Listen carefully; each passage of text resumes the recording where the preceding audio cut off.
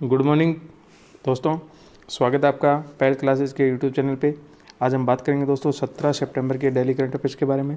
आज के current affairs में दोस्तों कुल 16 क्वेश्चन हैं, उनके बारे में अपन विस्तृत चर्चा करेंगे। दोस्तों पीडीएफ डाउनलोड करने के लिए आप पीडीएफ डाउनलोड कर सकते हैं। पीडीएफ डाउनलोड करने के लिए आप टेलीग्राम चैनल से डाउनलोड कर सकते हैं। टेलीग्राम पर जाके आप पहल क्लासेस को सर्च कीजिएगा, वहाँ पर आपको लिंक मिल जाएगा। दूसरा, वीडियो के डिस्क्रिप्शन से भी आप डाउनलोड कर सकते हैं। तो बढ़ते हैं दोस्तों पहले क्वेश्चन पे। किस सोशल मीडिया प्लेटफॉर्म ने आत्महत्या को रोकने के लिए देयर इज हेल्प नाम से एक सर्च प्रॉम्प्ट शुरू किया है? तो दोस्तों वो है ट्विटर। राइट आंसर हो जाएगा इसका बी। ट्विटर इंडिया ने हाल ही में मानसिक स्वास्थ्य और आत्महत्या को रोकने के लिए संसाधनों के लिए एक समर्पित सर्च प्रॉम्प्ट ऐप शुरू किया है। यह पहल विश्व आत्महत्या रोकथाम दिवस के अवसर पर शुरू की गई है। सर्च प्रॉम्प्ट को national institute of mental health and neuro science के सहयोग से लॉन्च किया गया है। अगला क्वेश्चन, विश्व आत्महत्या रोकथाम दिवस कब मनाया गया? तो दोस्तों वो है 10 सितंबर। राइट आंसर हो जाएगा इसका सी। विश्व आत्महत्या रोकथाम दिवस 2020 की जो थीम थी working together to prevent suicide है। ये नोट कर लेना दोस्तों, 2020 की जो थीम थी वो क्या है? Working together to prevent suicide. इसका अर्थ है आत्महत्या के मामले में रोकने के लिए मिलकर आगे आना और इसे रोकने के लिए काम करना। विश्व स्वास्थ्य संगठन यानी WHO के अनुसार 40 सेकंड में एक व्यक्ति आत्महत्या करता है। यह साल में करीब 8 लाख लोगों की आत्महत्या कर लेते हैं, यानी कि एक साल में कुल मिला के 8 लाख लोग आत्महत्या कर लेते हैं। तो इस चीज़ को रोकने के लिए 10 सितंबर को विश्व आत्महत्या रोकथाम दिवस मनाया जाता है। नेक्स्ट क्वेश्चन, एशिया के सबसे बड़े एयर शो एरो इंडिया 21 की मेज़बानी किस भारतीय शहर द्वारा की जाएगी? तो दोस्तों वो है बेंगलोर। राइट आंसर हो जाएगा इसका डी। एरो इंडिया शो का 13वां संस्करण अगले साल 3 फरवरी से 7 फरवरी 2021 तक बेंगलुरु के वायु स्टेशन यह लहंका के में आयोजित किया जाएगा। हाल ही में केंद्रीय रक्षा मंत्री राजनाथ सिंह ने एरो इंडिया 2021 की वेबसाइट लॉन्च की है। नेक्स्ट क्वेश्चन, हाल ही में सीमा मुद्दों को हल करने के लिए भारत ने किस पड़ोसी देश के साथ 5 बिंदुओं पर सहमति व्यक्त की है? तो दोस्तों वो है चीन। राइट आंसर हो जाएगा इसका बी। वास्तविक नियंत्रण रेखा LAC की स्थिति के बारे में भारत और चीन ने हाल ही में 5 बिंदुओं पर सहमति व्यक्त की है। मॉस्को में विदेश मंत्री एस जयशंकर और उनके चीनी समकक्ष वांग यी के बीच रणनीतिक वार्ता हुई जो सैनिकों के विघटन और तनाव कम करने के लिए केंद्रित थी। नेक्स्ट क्वेश्चन, संघाई सहयोग संगठन के राज्याध्यक्षों की परिषद की बैठक किस महीनों में वीडियो कॉन्फ्रेंस जरिए आयोजित की जाएगी? तो दोस्तों वो है November month. Right answer B. Shanghai corporation organisation की इसकी बात करें तो दोस्तों इसका हेडक्वार्टर है बीजिंग, चाइना में। इसकी स्थापना दोस्तों 15 जून 2001 में हुई थी। इसके मेंबर जो कंट्री हैं वो हैं China, India, Kazakhstan, Russia, Pakistan, Tajikistan and Uzbekistan. ये इसके मेंबर हैं। ठीक है। SCO के राज्याध्यक्षों की परिषद की बैठक नवंबर में वीडियो कॉन्फ्रेंसिंग के जरिए आयोजित की जाएगी। नेक्स्ट क्वेश्चन दोस्तों, किस वरिष्ठ IAS अधिकारी को वृहद बेंगलोर महानगर पालिका का प्रशासक नियुक्त किया गया है? तो दोस्तों वो हैं गौरव गुप्ता। राइट आंसर हो जाएगा इसका ए। अगला क्वेश्चन, विश्व प्राथमिक उपचार दिवस किस तिथि को मनाया जाता है? ये तिथि है दोस्तों 12 सितंबर। राइट आंसर हो जाएगा इसका सी। वर्ल्ड फर्स्ट एड डे 2020 हर साल सितंबर के दूसरे शनिवार को दुनिया भर में चोटों को रोकने और जीवन को बचाने में प्राथमिक चिकित्सा के महत्व के बारे में जागरूकता फैलाने के लिए मनाया जाता है।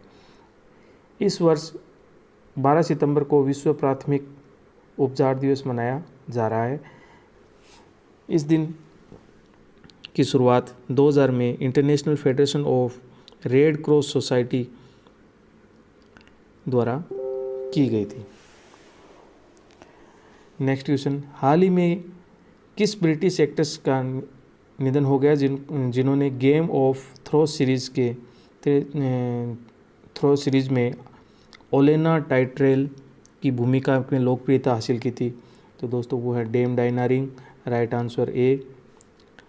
डायना रिंग ने 1994 में मीडिया में अपनी भूमिका के लिए टोनी पुरस्कार जीता था। उन्होंने 1997 में रेबिका में अपनी भूमिका के लिए प्राइम टाइम एमी पुरस्कार भी जीता है। बात करते हैं दोस्तों क्वेश्चन नंबर 9 की। किस अभिनेता को यूनिसेफ ने बाल अधिकार अभियान का सेलिब्रिटी एडवोकेट नियुक्त किया है? दोस्तों वो है Ayushmann Khurrana. Right answer A. संयुक्त राष्ट्र बाल कोष ने बॉलीवुड अभिनेता आयुष्मान खुराना को बच्चों के अधिकारों के लिए चलाए जा रहे अभियान फॉर एवरी चाइल्ड के लिए अपना सेलिब्रिटी एडवोकेट बनाया गया है। वह बच्चों के खिलाफ हिंसा को रोकने के लिए यूनिसेफ के प्रयासों का समर्थन करेंगे। यूनिसेफ की बात करें दोस्तों, इसका हेडक्वार्टर है न्यूयॉर्क में। इसकी स्थापना दोस्तों 11 दिसंबर 1946 में हुई थी, न्यूयॉर्क, यूनाइटेड स्टेट में। और इसके जो हेड हैं दोस्तों हेनरिटा एच फोरे। नेक्स्ट क्वेश्चन इंपॉर्टेंट क्वेश्चन है दोस्तों, ग्लोबल इकोनॉमी फ्रीडम इंडेक्स 2020 में भारत किस स्थान पे रहा है? तो दोस्तों वो है 105वें स्थान पे। राइट आंसर हो जाएगा इसका डी। तो देखते हैं दोस्तों फर्स्ट पे कौन है। फर्स्ट पे है हांगकांग, सेकंड पे सिंगापुर, थर्ड पे है न्यूजीलैंड, फोर्थ पे है स्विट्ज़रलैंड और फिफ्थ स्थान पे है दोस्तों संयुक्त राज्य अमेरिका। और जो चाइना जो है दोस्तों वो है 124वें स्थान पे। ठीक है, और भारत का स्थान आपको बता ही दिया है, 105वें नंबर पे रहा है। कनाडा के फ्रेजर इंस्टीट्यूट ऑफ द्वारा जारी ग्लोबल इकोनॉमी फ्रीडम इंडेक्स 2020 में भारत को 105वें स्थान पर रखा है। इसे भारत में नई दिल्ली स्थित think tank Centre for Civil Society के संयोजन में जारी किया गया है। यह विश्व आर्थिक स्वतंत्रता का 24वां संस्करण है। इसमें जो बिंदु शामिल किए गए थे दोस्तों और उनके बारे में अपन बात करते हैं। शामिल किए गए सबसे कम रैंकिंग वाले प्राप्त देश में जो बात करें अपन तो उनमें लिस्ट ये है दोस्तों। इसमें क्वेश्चन पूछ सकते हैं कि इसके लिए क्वेश्चन पूछा जा सकता है कि दोस्तों की ग्लोबल इकोनॉमी फ्रीडम के अंदर सबसे कम रैंकिंग वाला देश कौन कौन से हैं, तो वो भी आप नोट कर लीजिएगा। तो पहले हैं दोस्तों अफ्रीकी गणराज्य democratic Republic of Congo, Zimbabwe, Algeria, Iran, कंगो, Libya, Sudan और वेनेजुएला। दूसरी बात करें दोस्तों, डिग्री ऑफ फ्रीडम को 5 व्यापक क्षेत्रों में मापा जाता है। तो वो है दोस्तों size of government, legal system of and property rights, sound money, freedom trade internationally and regulation. तो इन 5 में ये दोस्तों इसका मापतोल किया जाता है, उसके बाद ये रैंकिंग जारी की जाती है। अगला question, international day for south corporation यानी international day for south corporation यानी दक्षिण सहयोग का इंटरनेशनल दिवस किस तिथि को मनाया जाता है? तो दोस्तों वो है 12 सितंबर। राइट आंसर इसका हो जाएगा सी। दक्षिण सहयोग की शुरुआत 1949 में आर्थिक और सामाजिक परिषद द्वारा संयुक्त राष्ट्र तकनीकी सहायता कार्यक्रम की स्थापना और 1969 में संयुक्त राष्ट्र विकास कार्यक्रम निर्माण के साथ हुई थी।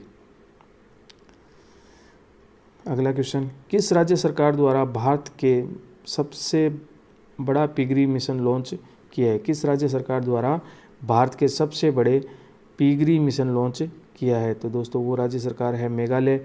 राइट आंसर हो जाएगा इसका बी। मेघालय सरकार द्वारा 290 करोड़ रुपए के कुल परिपक्व वाला भारत का सबसे बड़ा पिगरी मशीन लॉन्च किया है। इसे मेघालय पशुधन उद्यम उन्नति सोसाइटी द्वारा के तत्वावधान में राष्ट्रीय सहकारी विकास निगम द्वारा वित्त पोषित किया जा रहा है। इस मिशन का उद्देश्य अगले 3 वर्षों में 150 करोड़ रुपए की वार्षिक आयात को कम करना और मेघालय को सूअर के मांस उत्पादन में आत्मनिर्भर बनाना है। नेक्स्ट क्वेश्चन, किस व्यक्ति को राज्यसभा का उपसभापति चुना गया? तो दोस्तों वो हैं हरिवंश नारायण सिंह। राइट आंसर ए। जनता दल के सांसद हरिवंश नारायण सिंह को पुनः राज्यसभा के उपसभापति का चुना गया है। हरिवंश को राज्यसभा का उपसभापति चुने जाने का प्रस्ताव भाजपा अध्यक्ष जेपी नड्डा द्वारा सदन में रखा गया। हरिवंश नारायण सिंह पहली बार 8 अगस्त 2018 को राज्यसभा के उपसभापति चुने गए थे।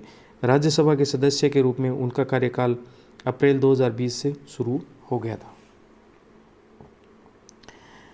बात करते हैं दोस्तों कैसे चुनाव होता है, राज्य के उपसभापति का चुनाव कैसे होता है, तो उसके बारे में अपन बात करते हैं। उपसभापति एक संवैधानिक पद है। भारत के संविधान के अनुच्छेद 89 में कहा गया है कि पद खाली होने पर उपसभापति पद के लिए राज्यसभा में अपने किसी सांसद का चुनाव कर सकती है। राज्यसभा के उपसभापति राज्यसभा के सभापति के अभाव में राज्यसभा के कार्यवाही की अध्यक्षता करते हैं। भारत के उपराष्ट्रपति ही राज्यसभा के सभापति होते हैं। राज्यसभा सांसद के पद से हटाए जाने के बाद उनका इस्तीफे के बाद उपसभापति पद खाली हो जाता है। अगला क्वेश्चन, जापान के नए प्रधानमंत्री कौन बने? तो दोस्तों ये हैं योशिहिदे सुगा। राइट आंसर इसका सी।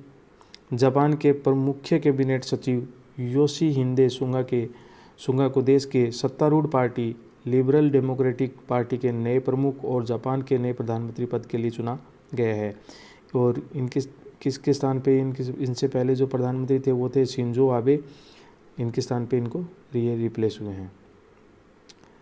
अगला क्वेश्चन, हाल ही में किसे यूरोमनी अवार्ड द्वारा एक्सीलेंस 2020 द्वारा लाइफ टाइम अचीवमेंट अवार्ड से सम्मानित किया गया है?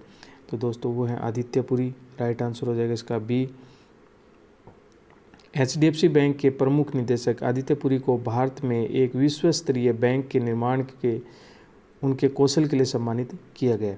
यूरोमनी अवार्ड फॉर एक्सीलेंस पुरस्कार सर्वश्रेष्ठ बैंकों और बैंकरों को प्रदान किया जाता है। इसकी शुरुआत 1992 में की गई थी और वैश्विक बैंकिंग उद्योग में शुरू किया गया था। यह अपनी तरह का एक पहला पुरस्कार था। नेक्स्ट क्वेश्चन और आज का अंतिम क्वेश्चन है दोस्तों, किस तिथि को भारत में इंजीनियर दिवस के रूप में मनाया जाता है? तो दोस्तों वो है 15 सितंबर। राइट आंसर हो जाएगा इसका सी। यह दिन भारत के सबसे महान इंजीनियर सर मोक्षगुंडम विश्वेश्वरैया की जयंती के दिन है, जो कि सर एमवी के नाम से प्रसिद्ध है। सर एमवी को आधुनिक मैसूर के जनक के रूप में जाना जाता है। उन्हें 1955 में भारत निर्माण में उनके असाधारण योगदान के लिए भारत रत्न से भी सम्मानित किया गया था। तो दोस्तों आज के करंट अफेयर्स में इतना ही। मिलते हैं कल सुबह एक बार फिर से, तब तक के लिए धन्यवाद। और दोस्तों जो आज चैनल पे नए जुड़े हैं वो अपने चैनल को लाइक शेयर और सब्सक्राइब जरूर कीजिएगा और दोस्तों के साथ शेयर जरूर कीजिएगा। तब तक के लिए दोस्तों धन्यवाद। मिलते हैं कल सुबह 5 बजे। जय हिंद, जय Bharat. Have a nice day.